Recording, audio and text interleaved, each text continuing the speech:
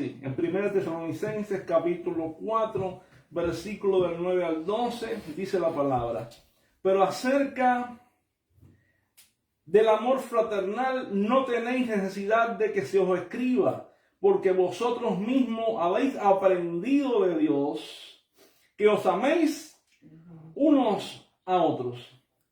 Y también lo hacéis, así como todos los hermanos que están por toda Macedonia. Pero os rogamos, hermanos, que abundéis en ello más y más, y que procuréis tener tranquilidad y ocuparos en vuestros negocios y trabajar con vuestras manos de la manera que os hemos mandado, a fin que os conduzcáis honradamente para con los de afuera y no tengáis necesidad de nada. Bien, hermano, ¿sabes qué? Como ya hemos venido viendo en las predicaciones anteriores de esta epístola, hemos visto que la iglesia de Tesalónica era una congregación joven, fundada por el apóstol Pablo. Hemos visto también que fue una congregación que había nacido en medio de un contexto hostil, en medio de un contexto de tribulación, en medio de un contexto de persecución, y también en medio de un contexto de paganismo. Ahora, y a pesar de todas sus dificultades, era una congregación que se había mantenido fiel al Señor y habían llegado a conocer a Dios de tal manera que era una congregación que se había mantenido firme en la palabra, que había recibido la palabra con gozo en medio de gran tribulación. Sin embargo, ahora Pablo, como al apóstol de los gentiles, como el pastor de ellos, les anima y les dice, Pablo les confirma y les dice, y no se conforma. Y les dice Pablo, les anima a seguir en algo, les anima a seguir creciendo en amor, en santidad y en testimonio práctico. Y yo creo que eso es algo fundamental que nosotros como iglesia tenemos que hacer. Porque muchas veces podemos decir, yo recibí la palabra, yo he recibido la palabra con gozo, yo estoy en el Señor y yo me sostengo fuerte, suponte, no, llevo tantos años en Cristo, pero ¿saben lo que Pablo le dijo a estos hermanos? Pablo le decía, ustedes han recibido la palabra con gozo en medio de gran tribulación, ustedes están fuertes en el Señor, perfecto, todo esto, pero yo les animo ¿a qué? A seguir creciendo en amor, a mantenerse más, a buscar más y más, a seguir creciendo más en el Señor. Y creo que es lo que Dios nos está pidiendo a nosotros hoy también como iglesia. ¿Sabe qué? A seguir creciendo más y más, primeramente en amor, en santidad y en testimonio. ¿Por qué razón? Porque nosotros como creyentes, hermanos, si no tenemos amor, ¿de qué nos va a valer? La Biblia dice que el que no ama no ha conocido a Dios porque Dios es amor. ¿Me explico? Y si tú y yo no amamos a nuestro hermano al cual vemos, ¿cómo vamos a amar a Dios que no vemos? Entonces es lo que el apóstol Pablo le está diciendo aquí. Yo quiero que ustedes sigan creciendo aún más en ese amor que ustedes ya tienen. Y es lo que vamos a ver ahora, porque este pasaje nos recuerda primeramente que el cristianismo no es un cúmulo de pensamientos, no es un cúmulo de ideas filosóficas, no es un cúmulo tal vez de conocimiento solamente bíblico, porque muchas veces tenemos mucha información en nuestra mente, podemos sabernos todos los textos bíblicos de la Escritura, sin embargo de nada vale que lo sepamos si no lo vivimos. Y es lo que Pablo aquí también quiere decirnos. ¿Sabe por qué? Porque yo me conozco la Biblia entera, tengo conocimiento teológico. De nada vale que lo sepamos si no lo vivimos. Tenemos que vivir en Cristo. El cristianismo hay que vivirlo. Hay que verdaderamente sentirlo. Tú y yo estamos en Cristo. Y si estamos en Cristo, dice Pablo, ¿somos qué? Nueva criatura. Las cosas viejas pasaron. Todas son hechas nuevas. Y una persona que ha sido nueva en Cristo tiene que tener un proceso, hay una transformación en su vida, total, radical, absoluta. Absoluta. Es una persona que ha nacido de nuevo, que ha sido regenerado por el Espíritu Santo. y está ahora en un proceso de santificación.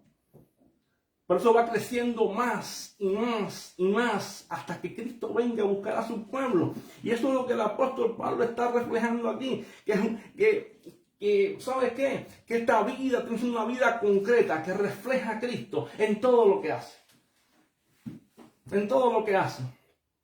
Ya sea en la manera que amamos a los hermanos, ya sea en cómo trabajamos y ya sea en el testimonio que mostramos al mundo.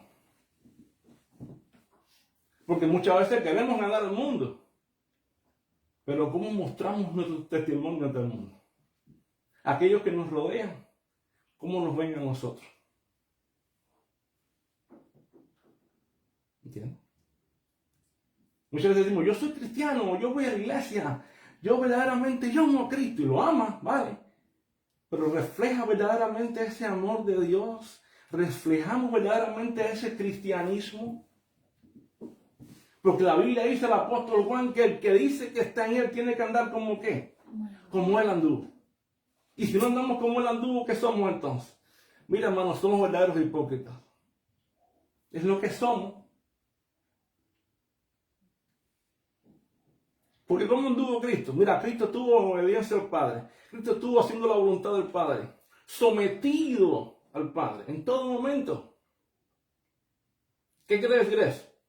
Que nosotros tenemos que estar como en obediencia al Padre, en sujeción a Él, y tenemos que ser capaces de hacer también la voluntad de Él. ¿Me explico? Entonces, quiere decir esto, hermano, que el apóstol Pablo nos enseña ¿qué?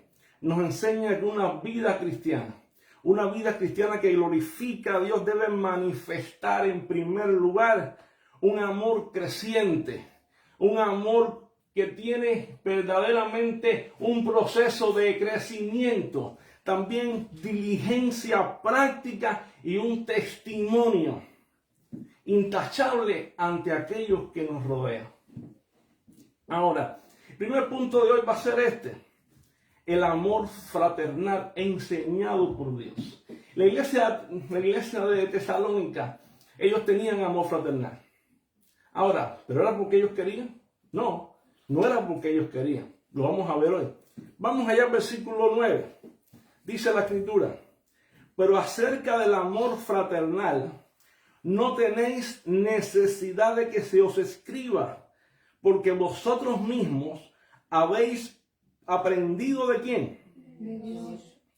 Que os améis los unos a los otros. Fíjate lo que Pablo primeramente le dice.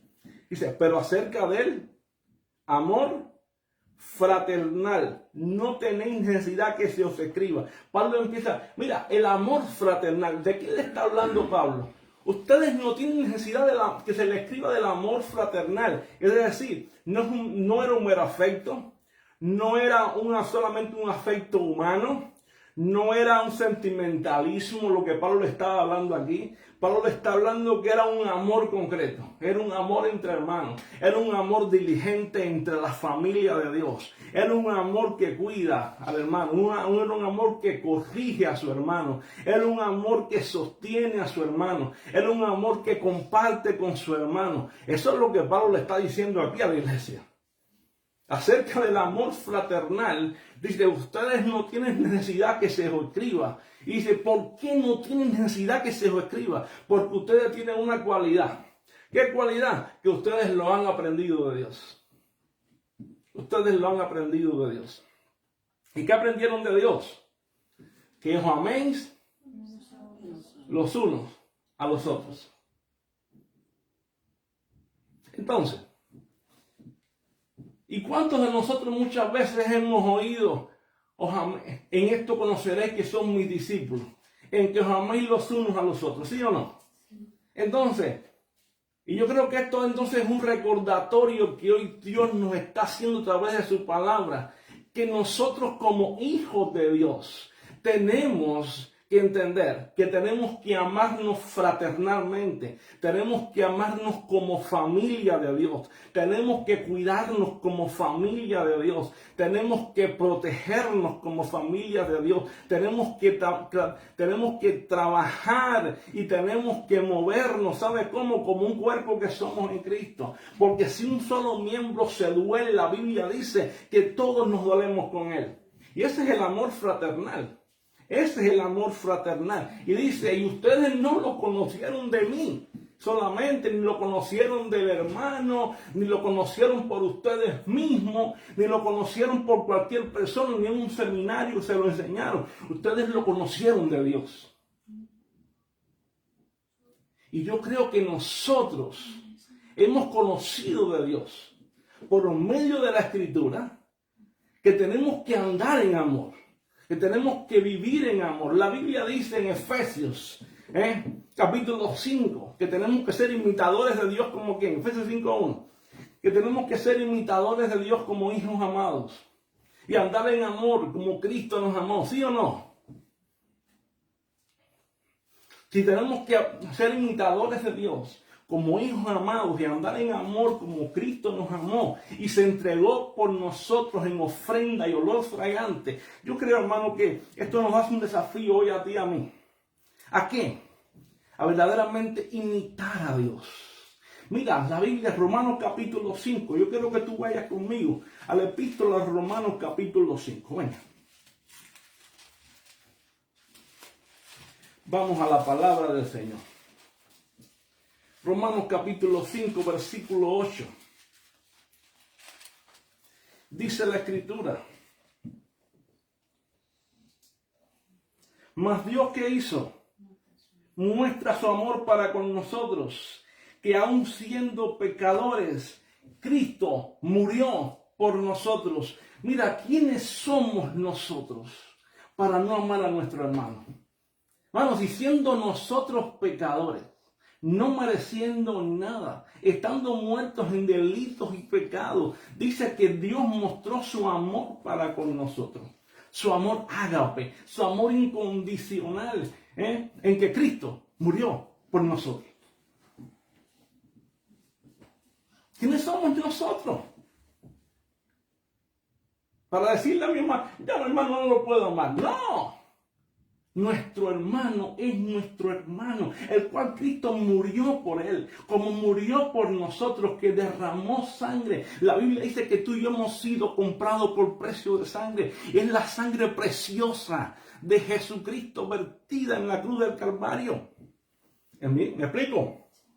Entonces, tú y yo lo hemos aprendido de Dios. Efesios capítulo 2, vamos allá, versículo 4, vamos a buscarlo, venga conmigo. Efesios capítulo 2.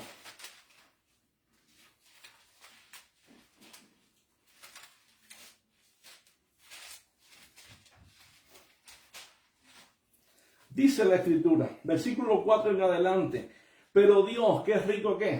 En misericordia. En misericordia. ¿Qué hizo? ¿Por su qué? Por su gran amor. No solamente amor.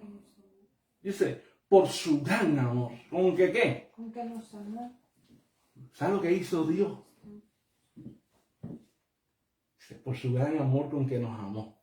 Estando como estábamos nosotros. ¿Sabes lo que están muertos en delitos y pecados? Mira, hermano, estábamos muertos. Mira, muertos, ¿sí? ¿En qué? En delitos y pecados. ¿Qué hizo? Nos dio vida juntamente con Cristo. ¿Sabe lo que hizo? Nos regeneró. Nos hizo nacer de nuevo. ¿Qué le parece a usted? Eso es una noticia maravillosa. Porque nosotros éramos pecadores, éramos lo más dignos de muerte. No merecíamos el perdón de Dios, no merecíamos la salvación, no merecíamos la misericordia de Dios, no merecíamos entrar al cielo ni ser hijos de Dios, pero Dios, que es rico en misericordia, por su gran amor con que nos amó, nos dio vida juntamente con Cristo. Dice, por gracia soy salvo. Dice, y esto no es nuestro, es de Dios, gracia de Dios, es don de Dios. ¿Me explico? Por eso que Efesios 5 dice ser imitadores de Dios como hijos amados. Y también dice, ¿sabes lo que dice la Escritura? Dice, y de la manera que Cristo a nosotros nos perdonó, dice, así también perdona a tu hermano que está contigo. ¿Por qué razón? ¿Y cómo nos perdonó a ti y a mí Dios? Mira, Dios nos perdonó a nosotros, mira, los pecados presentes, los pecados pasados y los pecados ¿qué? Futuros. Y a veces decimos, yo no puedo perdonar a mi hermano ningún tipo de error contra mi vida. Sí, hermano, todos los pecados. Si a mí Dios me perdonó todos mis pecados, los presentes, los pasados y los futuros, ¿quién soy yo para decirle a mi hermano no te puedo perdonar?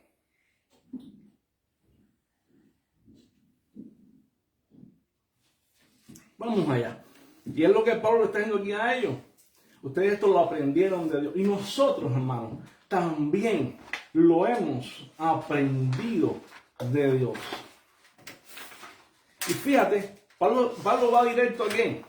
Pablo va directo a la fuente divina de Dios.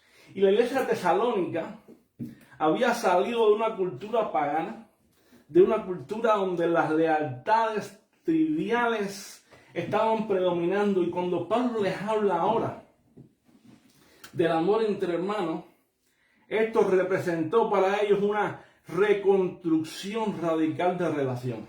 ¿Por qué? Porque ellos estaban acostumbrados a una cultura totalmente pagana, con religiones paganas, con todo esto. Y cuando Pablo le dice, ahora el amor es en la familia de Dios, el amor es entre hermanos, las relaciones cambiaron. ¿Por qué? Porque la relación es entre la familia, la relación es entre los hermanos, la relación ahora es en Cristo, es diferente, las culturas cambiaron, los paradigmas cambiaron. Pues mira, ¿sabes qué? Muchas veces nosotros, algunos de nosotros, vinimos de tal vez culturas diferentes, de religiones diferentes, de formas de pensar diferentes.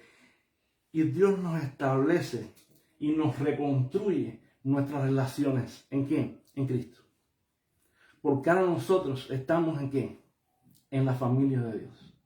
Estamos en la familia de Dios. Efesios capítulo 2. Venga conmigo. Vamos a leerlo. Versículo 11 en adelante. Dice la Escritura. Por tanto, acordaos que en otro tiempo vosotros, ¿quién? Los gentiles. ¿Quiénes son los gentiles? Nosotros. Los gentiles, en cuanto a la carne, éramos llamados incircuncisión por la llamada circuncisión, hecha con mano de carne. Dice, en aquel tiempo estabais sin Cristo, alejados de la ciudadanía de Israel y ajenos a los pactos y a la promesa, sin esperanza, sin Dios en el mundo. Sí, no tenías nada. Estabas alejado de Dios, estabas alejado de Dios, ajeno a Israel, ajeno a los pactos de la promesa, sin esperanza, sin Dios en el mundo. Pero ahora en Cristo Jesús, vosotros que en otro tiempo estabais lejos, habéis seguido ¿cómo? Habéis sido hechos cercanos. ¿Por qué fuiste hechos cercanos? Por la sangre de Cristo. Porque Él, ¿qué cosa es? Él es nuestra paz, que de ambos pueblos hizo uno. ¿Y qué derribó? La pared intermedia de separación entre judíos y ¿qué? Y gentiles. Por eso ahora es un solo pueblo, es el pueblo de Dios. Ahora no hay gentiles, ahora no hay judíos, ahora somos todos un pueblo de Dios, el pueblo escogido, el pueblo redimido, el pueblo que ha sido escogido por el Señor. Bien, aboliendo ¿qué cosa en su carne? Las enemistades, la ley de los mandamientos expresada en condenanza, para crear en sí mismo ¿qué cosa? De los dos, un nuevo hombre, haciendo la paz, y mediante la cruz reconciliar con Dios a ambos y un solo cuerpo, matando en ella las enemistades. Y vino y anunció las buenas nuevas ¿a quién? ¿De paz a quién? A vosotros que estabais lejos, a los que estabais cerca. Y por medio de él, los unos y los otros, tenemos entrada por un mismo espíritu al Padre. Hermano, si tú y yo estamos en Cristo hoy, es porque Cristo en la cruz nos reconcilió. Cristo en la cruz nos unió. Cristo en la cruz nos hizo un solo pueblo. Cristo en la cruz nos llevó al Padre. Cristo en la cruz, ¿sabes qué? Nos llevó. Y si tú podemos entrar hoy tú al Señor, es porque Él hizo ese sacrificio. Pero aparte, dice ahora, así que ya no somos ¿qué? Extranjeros ni advenedizos, sino ciudadanos de ¿qué? De la familia de Dios. Tú y yo estamos hoy en la familia. ¿Y qué dice? Entonces tenemos que edificarnos sobre el fundamento de los apóstoles y profetas, porque Cristo es ese fundamento para que el edificio siga creciendo coordinadamente, es decir, edificadamente, con equilibrio. ¿Entiendes? Porque es Jesucristo el fundamento para que todo el edificio bien coordinado va creciendo para ser un templo santo en el Señor, en que nosotros, vosotros también sois juntamente edificados para la morada de Dios en el Espíritu. Tú y yo somos ese pueblo. Tú y yo estamos llamados a edificarnos sobre el fundamento, sobre la roca inconmovible de los siglos. Tú y yo somos un pueblo, el pueblo de Dios, no cualquier pueblo. Tú y yo hemos sido comprados con precio de sangre. Tú y yo hemos sido comprados con la sangre preciosa. Dios nos ha hecho un pueblo reconciliado con Él, un pueblo único. Gloria a Dios. Un pueblo único. Ese es el pueblo de Dios, en el cual tú y yo estamos para mostrar que el amor de Dios, para mostrar la coinonía de Dios, es decir, la comunión con Dios y la comunión con nuestros hermanos. ¿Entiendes? Entonces, eso es Jesucristo mismo, nuestro Señor Jesucristo. Dijo en Juan capítulo 13, versos 34 y 35, que es lo que Pablo se está refiriendo aquí. Yo quiero que tú lo busques conmigo. Vamos. Juan capítulo 13, versos 34 y 35. ¿Un mandamiento qué? 13. Juan 13, versos 34 y 35.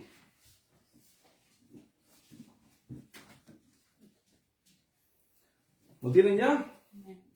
Jesús le dijo, ¿un mandamiento qué? Nuevo os doy. ¿Cuál mandamiento? Como yo os he amado y que también os améis. ¿A dónde ha ido Pablo para hablar a los tesalonicenses? Le ha dicho, ustedes aprendieron de Dios. ¿Qué cosa? Que os améis los unos a los otros. Cuando Pablo le está diciendo esto, está yendo ¿a dónde? A la enseñanza de Jesús. Cuando le dijo, un mandamiento nuevo les doy, que os améis los unos a los otros, como yo les he amado. Como yo les he amado.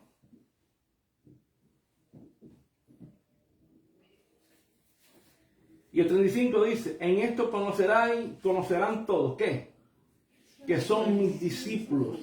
Si tuvierais amor los unos con... ¿Sabes lo que son un discípulo? Un discípulo es uno que aprende ¿de quién? De otro. Un discípulo es uno que aprende de su maestro. Un discípulo es uno que aprende de su Señor. Un discípulo es uno que aprende de quien lo enseña. Y Cristo está diciendo, ¿ustedes quieren ser mi discípulo? Pues la evidencia verdadera de un discípulo es que tiene esta. Dice, si os amáis los unos a los otros. ¿Y por qué? Porque de nada valía que ellos hablaran de las enseñanzas de Jesús. De nada valía que ellos predicaran el evangelio que tenían que predicar ahora si no se amaran los unos a los otros. Que es lo mismo hoy con nosotros. Hermano, de nada vale que nosotros prediquemos a la palabra. De nada vale que nosotros enseñemos. De nada vale que nosotros verdaderamente hagamos lo que hagamos si nosotros no nos amamos los unos a los otros. De nada vale. ¿Qué es el 1 Corintios 13? ¿Cómo es el amor? El amor es sufrido, el amor es benigno, el amor no tiene envidia, no es jactancioso, no busca lo suyo. El amor, hermano, no se envanece, no se jacta, ¿entiendes? Tanto de la mentira. Entonces, ¿qué quiere decir esto? Esto quiere decir que tú y yo tenemos que verdaderamente entender que si queremos ser discípulos de Cristo, si queremos ser hijos de Dios, tenemos que andar en este amor. en este amor incondicional, en este amor que sobrepasa los límites, en este amor que no tiene frontera. Pedro una vez le dijo al Señor, le dijo, y si mi hermano pecare contra mí 7 veces, ¿cuántas veces? Después, y lo perdonaré yo 7 veces, ¿cuántas veces le perdoné yo a mi hermano? ¿Qué le dijo? 7 veces no, 70 veces 7. ¿Cuántas veces lo perdonaré? Y 7 veces no. ¿Por qué le dijo 7 veces? Porque la ley decía que hasta 7 veces tenía que perdonar. Y después, ¿qué hago? No, Pedro, no. 7 veces no, 70 veces 7. Quiere decir, tienes que perdonarlo incondicionalmente.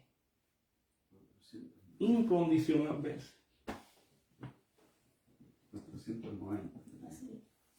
Sí, pero te imaginas tú, por ejemplo, 90 veces diariamente, nunca vas a terminar. Entonces, ¿cómo vivía la iglesia primitiva? La Biblia dice que la iglesia primitiva tenía todas las cosas en común. Compartía las oraciones, compartía la doctrina de los apóstoles, compartían el pan unos con otros. La Biblia dice que no tenía necesidad nadie de qué, de ninguna cosa. ¿Por qué razón? Porque vivían en amor, vivían en comunidad, eran una sola familia, eran un solo cuerpo, eran uno en el Señor. Pues así tenemos que ser nosotros, ¿entiendes? Pero ¿cómo? A ver, y si yo no siento amor por mi hermano, ¿qué tengo que hacer? Dicen algunos. ¿Qué yo tengo que hacer si no siento amor por mi hermano? Pues mira, lo primero que tenemos que hacer, ¿sabes qué es? Obedecer. Obedecer. Yo no tenemos otra opción que obedecer. Primero, tú y yo estamos llamados a orar, estamos llamados a servir, estamos llamados a perdonar, estamos llamados a tener afecto fraternal unos con otros, estamos llamados a la obediencia, estamos llamados a vivir la vida en Cristo. Y si miramos la exhortación paulina es obedecer y amar. Obedecer y amar. Y esto implica, ¿sabes qué? Colaboración entre nuestra obediencia y la obra de Dios. Entre nuestra obediencia y la obra de Dios. Y si vamos allá al versículo 10 ahora, yo quiero que tú y yo vayamos rápidamente al versículo 10. ¿Qué dice el apóstol Pablo? Vamos allá. Dice, y también ¿qué? Lo hacéis. ¿Qué cosa? Tenéis amor.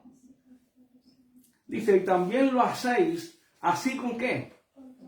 Con todos los hermanos. Quiere decir que estos hermanos no solamente se quedaban ahí, sino que el amor de ellos era tan grande que Pablo le dice, y también lo hacéis con todos los hermanos que están en toda Macedonia. Pero os rogamos, hermanos, que abundéis ¿qué? En ello más y más. Mira, lo que dice Pablo, ustedes tienen que crecer aún más en el amor.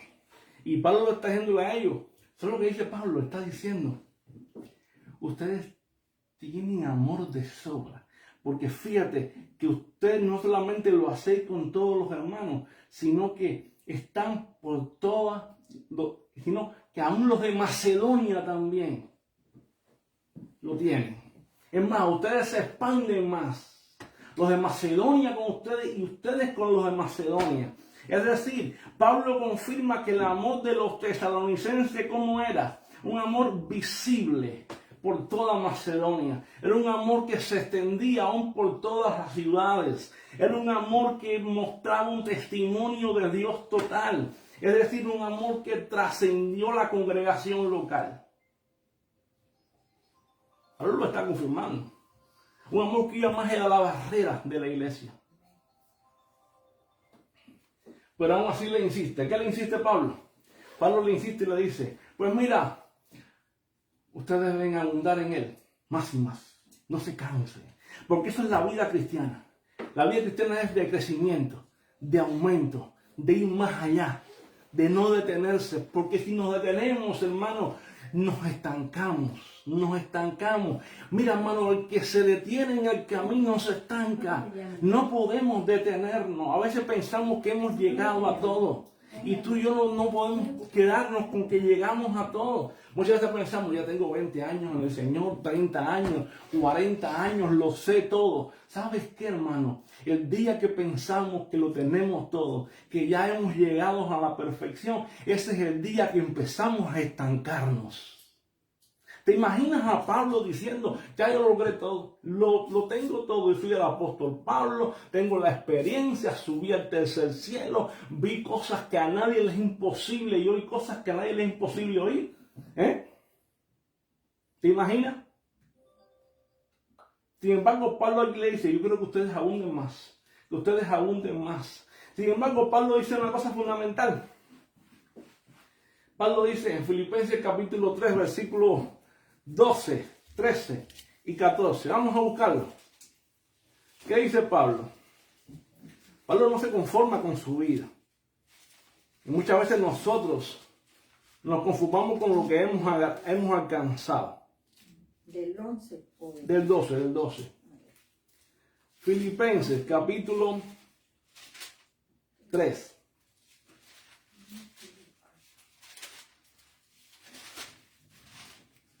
Dice la palabra. Dice así, mira esto. Dice el apóstol Pablo, no que lo haya alcanzado ya. ¿Qué dice Pablo? Oye, mira, yo no lo he alcanzado todo. Dice, no que yo lo he alcanzado ya, ni que sea perfecto, sino que prosigo por ver si logro asir aquello por lo cual fui también asido por Cristo. Quiere decir, yo voy caminando a ver si yo logro hacer por lo cual fui hecho por Cristo. Ahora, dice, hermanos, yo mismo no pretendo haberlo ya alcanzado, pero una cosa hago, olvidando ciertamente lo que queda atrás y extendiéndome a lo que está delante, prosigo a la meta, al premio del supremo llamamiento de Dios. ¿En quién? En Cristo Jesús. Oye esto. Así que todos los que somos perfectos, esto mismo sintamos. Y si otra cosa sentís, esto también lo revelará Dios. Fíjate lo que dice Pablo, los que somos maduros. La palabra perfectos maduros. Dice, así que todos los que somos maduros, esto mismo sintamos. ¿Qué está diciendo Pablo?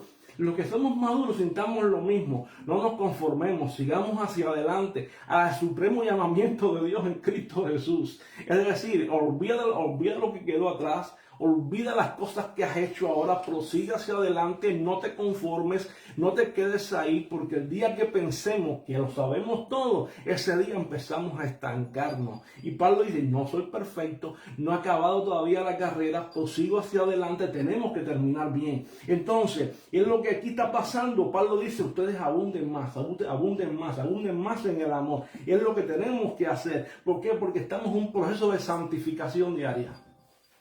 ¿Sabes lo que es la santificación? La santificación, hermano, no es nada más que ir avanzando hacia la plenitud del carácter de Cristo. ¿Entiendes? Dios diariamente nos está transformando a la imagen de su Hijo, nos está conformando, nos está dando la forma de su Hijo. Romanos capítulo 8, verso 29, dice la Escritura, que tú y yo hemos sido predestinados, ¿para qué? Para ser conformados a la imagen de Jesucristo. ¿Para que sea el primogénito entre quién? Entre muchos hermanos. ¿Sabes lo que es conformar? Es darle la forma. Dios nos está dando la forma. Dios nos está conformando. Dios nos está santificando para que tú y yo seamos como Jesús. Seamos como Jesús. Ese es el propósito de Dios en nuestra vida. Que tú y yo seamos como Él. Seamos como Él. Por eso Filipenses capítulo 1, versículo 6 dice que aquel, estando persuadido de esto, que el que comenzó la buena obra en nosotros, Él la perfeccionará. ¿Hasta dónde? ¿Hasta cuándo? Hasta el día de Jesucristo. ¿Sabe? Todos nosotros estamos en un proceso de santificación diaria. Dios empezó la buena obra en nosotros. En el momento que tú y yo estamos en Cristo, Dios empezó una buena obra. ¿De qué? De santificación. Venimos con imperfecciones, venimos con luchas, con batallas, venimos con un montón de cosas. ¿Qué hace Dios? Nos empieza a perfeccionar. Ahí, a santificar diariamente, diariamente, nos está santificando. Muchas veces nuestra carne no quiere hacer cosas, pero cuando decimos, las voy a hacer, ¿qué tú crees que estamos haciendo? Estamos santificando. Y es Dios quien lo hace. Pero hay una responsabilidad nuestra. A veces estamos y decimos, hoy no voy a congregarme. Pues cuando dices, voy, me levanto y voy. ¿Sabes lo que estás haciendo? Estás diciendo, yo hago la voluntad de Dios. ¿Sabes lo que más? Es que Dios puso en ti. ¿Qué cosa? Dice, tengo que hacerlo, ¿por qué? Porque no debo dejar de congregarme. Dios está santificándote. Te está santificando Dios a ti. Por eso reaccionas así. Porque estás en ese proceso de santificación. Tal vez tienes asuntos con el tabaco. Pero un día dices, no voy a hacerlo más. ¿Qué está haciendo Dios? Te está santificando. Tal vez tienes problemas con las malas palabras. ¿Qué haces un día? Dices, Señor, no lo voy a hacer más. No quiero hacerlo más. Tengo batalla con esto. Quiero soltarlo. ¿Sabes lo que está haciendo Dios contigo? Te está santificando. Tengo problemas con los malos pensamientos. Todo el día vienen malos pensamientos. Y tú empiezas, Señor, ayúdame. Padre, yo te pido que quites estos malos pensamientos de mí. ¿Cómo se llama eso? Santificación. Dios está obrando en tu vida. Su proceso de santificación en tu vida. Por eso tú deseas cambiar. No porque tú y yo seamos buenos ni querramos cambiar, sino que el Espíritu de Dios está obrando en tu vida y tú deseas que Él haga un cambio. Porque es la obra del Espíritu Santo en ti y en mí. Porque tú amas a Dios. Porque tú le quieres agradar. Y como tú le quieres agradar, entonces Él está haciendo una obra en ti. Porque la Biblia dice que el Espíritu Santo nos anhela ¿cómo? Celosamente. Y diariamente está trabajando en nosotros. Diariamente. Ese es el que tú ves cuando tú estás ahí. En un momento determinado algo malo pasa. Tú dices, ¿qué estás haciendo? No me gusta esto. Y sientes apretón en el pecho. Y sientes que te va la paz. ¿Por qué? Porque te estás anhelando celosamente. Esto no. O es también cuando algo está bien delante de Dios. ¿Qué sientes? Paz en tu corazón. ¿No te ha pasado? Ese es el testimonio interno del Espíritu. Ese es el testimonio interno del Espíritu. Muy bien, vamos allá. Por eso, hermano, tenemos que ver que el amor de Dios no es estático. El amor de Dios es dinámico. El amor de Dios es dinámico. La iglesia tesalónica no vivió un amor estático. Es dinámico, era dinámico. ¿Qué hacían ellos? Ellos no se quedaban solamente en decir, yo tengo amor. No, ellos lo manifestaban a la congregación, a sus hermanos, a todos, a los de Macedonia, a todos. Filipenses capítulo 1, versos 9 y 11. Venga conmigo. Lo tenemos ahí que cerca. Lo tenemos cerquita. ¿Qué dice el apóstol Pablo? Permiso. ¿Y esto pido en qué? Que vuestro amor, ¿qué?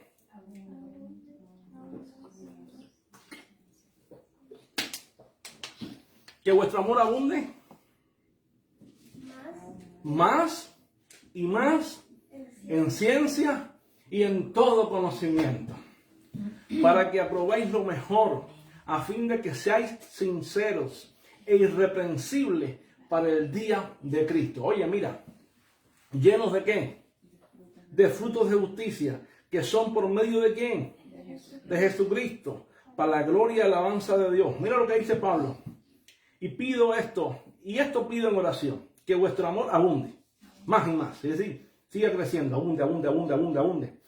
En ciencia y en todo conocimiento. Es decir, que vuestro amor abunde en el conocimiento, abunde más. Que ustedes puedan comprender cuál es el conocimiento del amor. Verdaderamente, abunde más. Y dice, para que aprobéis ¿qué?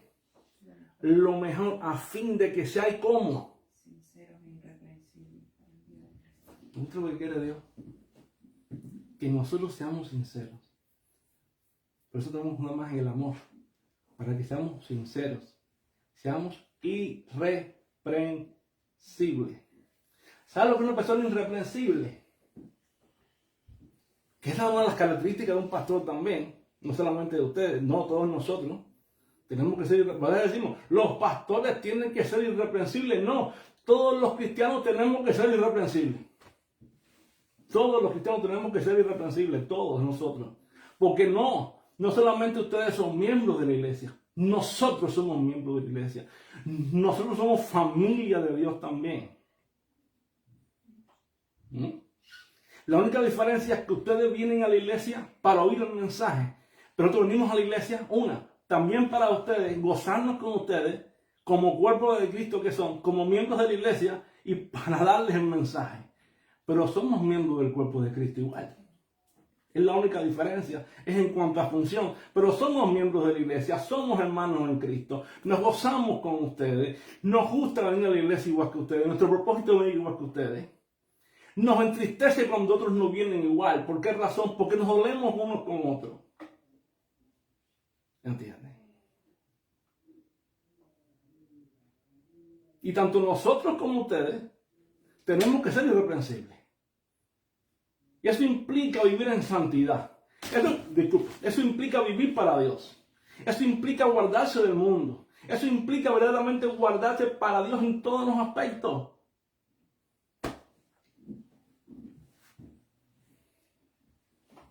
No que seas perfecto, pero sí vivir en santidad. Ahora dice,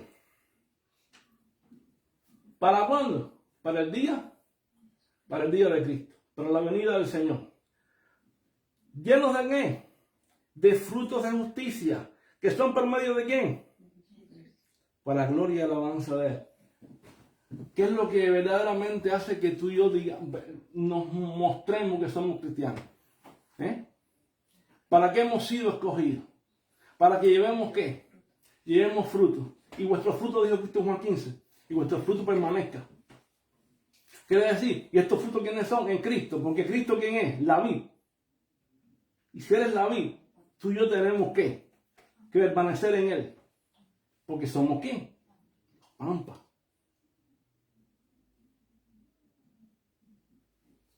Para eso hemos sido escogidos, para llevar fruto. Por eso, hermano, tenemos que andar en el fruto del Espíritu. ¿Y cuál es el fruto del Espíritu? Que es lo que estamos hablando ahora. Amor, gozo, paz, benignidad, paciencia. ¿Sabes lo que es benignidad? Ser bueno. Así que si alguno dice, yo no soy bueno, el fruto del Espíritu es ser bueno. Tenemos que ser buenos. Tenemos que buscar ser bueno para agradar a Dios. Porque es parte del fruto del Espíritu, benignidad, bondad, ser bondadoso. Dios quiere que tú seas bondadoso. Dios quiere que tú seas bueno. Dios quiere que tú seas pacífico. Dios quiere que tú tengas mansedumbre. Dios quiere que tú seas templanza. Ese es lo que Dios quiere de ti. Dominio propio. Dice, contra tales cosas no hay ley.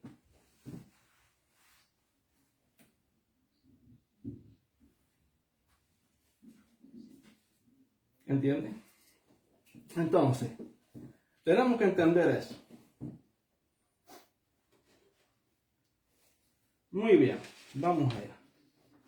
Lo que muchas veces nos olvida lo del buen samaritano. ¿Quién era el buen samaritano? El buen samaritano no era más y nada menos que aquel que no era ni del pueblo cristiano.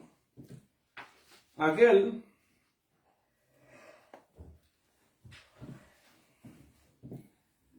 que era un samaritano, aquel que eran enemigos unos con otros en el pueblo de Israel, que no se llevaban bien. Y cuando cayó, dice en Lucas capítulo 10, dice que atacaron a este hombre, lo atacaron en el camino. Dice, lo dejaron desnudo, lo golpearon, lo hirieron. Dice que pasó un sacerdote.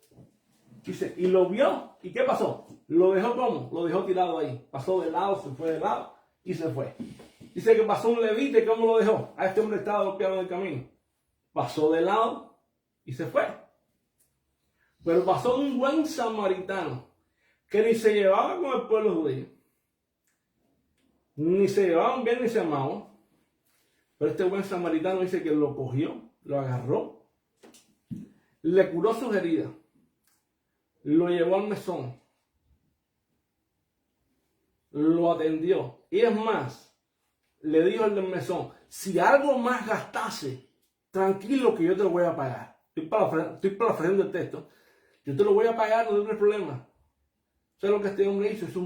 Mostró un amor más allá de su cultura, más allá de más allá, ¿sabe de qué? Más allá de las relaciones personales, más allá de todo esto. Más allá de todo esto. Y muchas veces que estamos haciendo, no, yo hasta aquí llego, yo de ahí para allá no paso. Pues no, eso no es lo que Dios quiere que tú y yo hagamos. Eso no es lo que Dios quiere que tú y yo llegamos. Porque Dios quiere que tú y yo tengamos la actitud de Cristo. ¿Y cuál es la actitud de Cristo? Efesios capítulo 5, versículo 2. Venga. Efesios 5:2.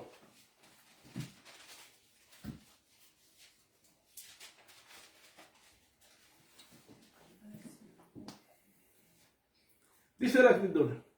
¿Y andar en qué? ¿Cómo tenemos que andar nosotros? En amor. Como también ¿quién? Cristo nos amó. Y se entregó a sí mismo por nosotros. Ofrenda, sacrificio a Dios en olor como fragante. Tenemos que andar en amor. Esa es la verdad. Esa es la verdad. Hay andar en amor como también Cristo nos amó y se entregó a sí mismo por nosotros. Qué bueno que Dios andemos en amor, hermano. Es tremendo. Y también tenemos que tener una vida diligente y ordenada. Versículo 11. ¿Por qué razón dice la Escritura? Y que procuréis. Versículo 11. Vamos a buscarlo. Verso 11 dice. Y que procuréis tener tranquilidad y ocuparos en vuestros ¿qué? Negocios. Y trabajar con vuestras manos de la manera que os hemos ¿qué? Mandado. Quiere decir que Pablo habla aquí de tres cosas. De tres acciones. Primeramente, que busquen tranquilidad. Es decir, que tengan una vida ordenada. Segundo, ocúpense de vuestros negocios. Pablo está diciendo, ustedes tienen que administrar sus asuntos, sus negocios. Y lo tercero, trabajen con sus manos. ¿Tú te das cuenta de lo que Pablo está diciendo aquí? Pablo está diciendo, busquen la tranquilidad. Primeramente, ocúpense de sus negocios, no se desocupen de los asuntos que tienen. Y tercero, trabajen con sus manos.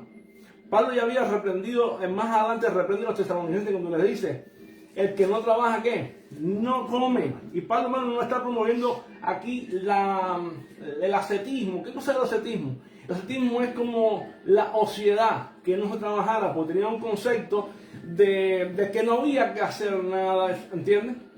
Ellos tenían un concepto de que ya no había que hacer nada porque ellos pensaban que ya la venida de Cristo iba a venir. Y como la venida de Cristo iba a venir, entonces ya no había que trabajar.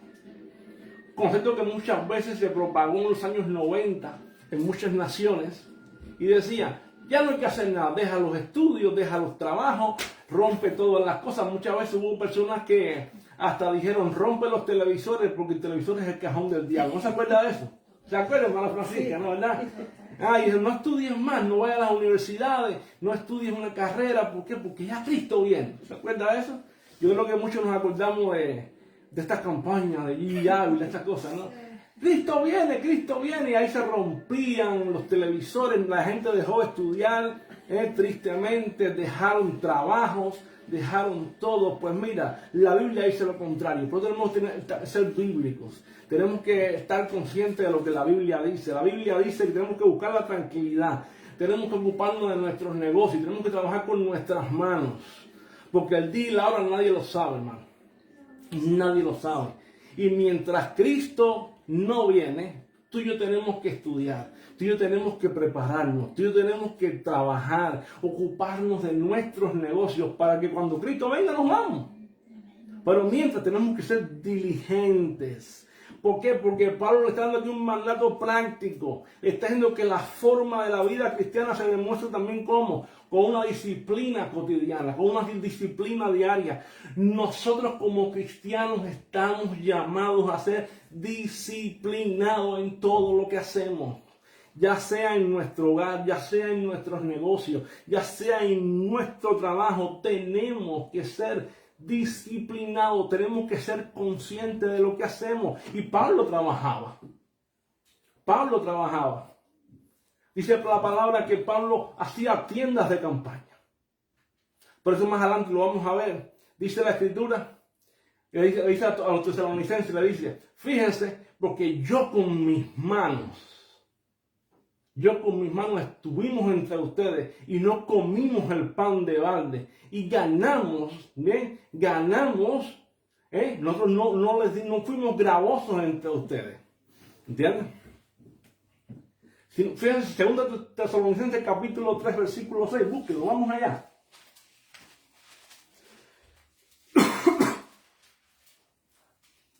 Capítulo 3, 6. versículo 6, sí. Dice la Escritura. Dice Pablo, pero os ordenamos, hermanos, en el nombre de nuestro Señor Jesucristo, que os apartéis de qué? De todo hermano,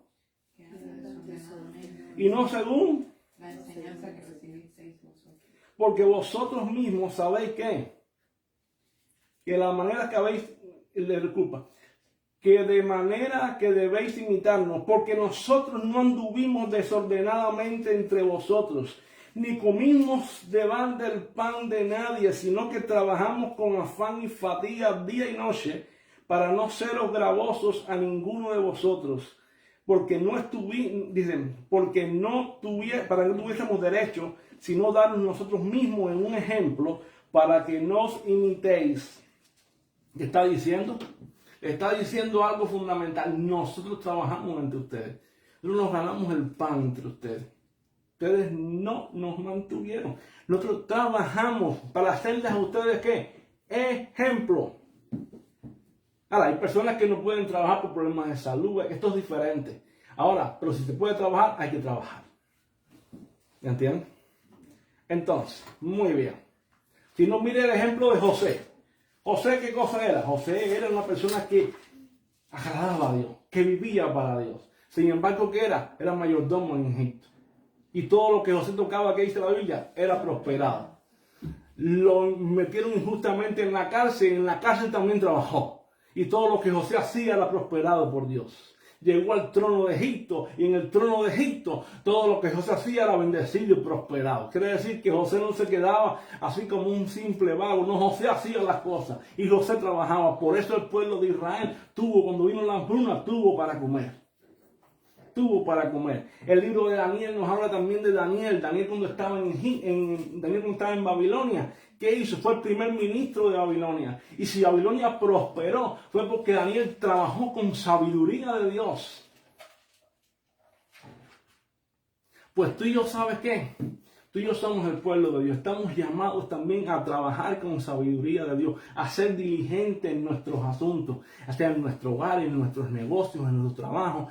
¿Por qué razón? Porque Dios lo dice en su palabra. Y tenemos el ejemplo de Pablo, porque otra vez tú dices, yo no sabía que Pablo trabajaba en haciendo tienda de campaña. Vamos a verlo, Hechos 18:3, búsquelo. Porque Pablo trabajó para no ser carga. En Hechos. Sí. ¿Y sabe qué? Su ejemplo, hermano, nos sirve hoy a nosotros.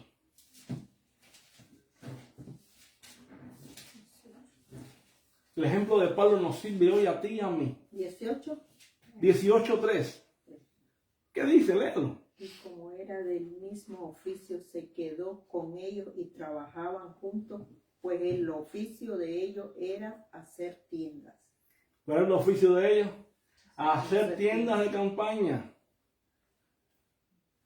Entonces, ahora, en versículo 12 terminamos ahora mismo, dice la Escritura. ¿Y para qué? Pablo le dice a los tesalonicenses. Le dice, ¿a fin de qué? Siempre hay un a fin o un para qué. A fin de que os conduzcáis ¿cómo? Honradamente. ¿Para quién? Para con los de afuera. Ese es el objetivo. A fin de que os conduzcáis honradamente. No solamente para con los hermanos de la iglesia. No. Para con los de afuera. Y no tengáis necesidad, segundo objetivo, de nada. Eso era. Y es lo que Pablo está hablando. Pablo liga la conducta interna con el propósito del testimonio y con el propósito misionero de evangelismo también.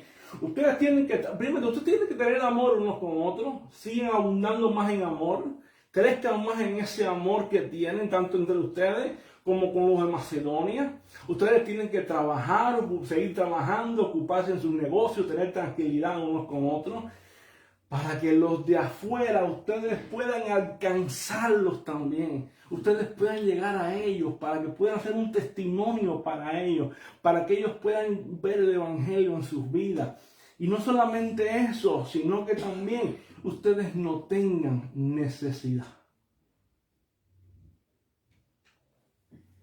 No tengan necesidad. Y eso es algo fundamental, porque Pablo dice literalmente, este es el Evangelio práctico. Y la iglesia, hermano, no debe vivir solamente como diciendo, ya vivo por vivir. Y no. Tú y yo tenemos que tener un testimonio práctico de lo que la Escritura dice. Tenemos que practicar el amor y tenemos que ser diligentes uno con otro en lo que hacemos cada día, en cada momento. Amén. ¿Para qué? Para que la gloria de Dios se pueda ver en nosotros. Para que verdaderamente yo podamos ser ejemplo de lo que Dios dice en su palabra. Vamos a orar en esta hora. Vamos a orar. Señor, gracias en este día. Gracias por esta palabra que tú nos permites predicar y también vivir. Yo te pido, Dios mío, en este momento, que tú nos hagas, Señor, receptivos a este mensaje. Y que podamos, Señor, ponerlo en práctica. Que podamos vivirlo. Que podamos llevarlo adelante y llevarlo a cabo también, Señor. Que no quede, Señor, en tierra árida, sino que caiga en tierra y dé fruto al 30, al 60 y al 100 por uno. Yo te presento a mis hermanos, Señor, en este momento. Y te pido, Señor, que ellos puedan, Dios mío, seguir creciendo aún más y más.